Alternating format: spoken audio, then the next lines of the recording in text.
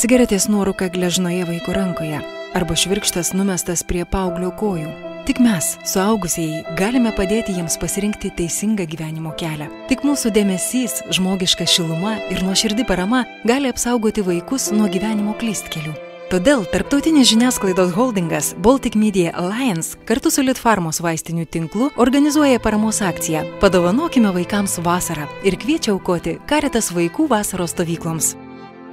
Vaikas, kuris gyvena skurde, todėl jo nepriima mokyklos bendruomenė, tarkim klasėje, jie atstumia vaikai, nenori su juo draugauti ir jis pasilieka pats savo vienas. Jie turi galimybę išvažiuoti kažkokią tokią aplinką, kad ir savaitai, kur yra savanoriai, juos gerbiantys savanoriai, pasiūlantis veiklą, pasiūlantis žaidimus, tokius vaikiškus užsiėmimus, galimybę kurti, galimybę, nežinau, išdykauti, maudytis ežere ar panašiai. Paremkime Caritas vaikų vasaros stovyklas. Padovanokime vaikams gražią, prasmingą ir saugią vasarą. Aukoti galite atvykę į Caritas paramos centrą Vilniuje adresu Visų Šventųjų gatvė 5 arba pervesdami pinigus į banko sąskaitą. Daugiau informacijos www.dalinkisgerumu.lt. Informaciniai partneriai.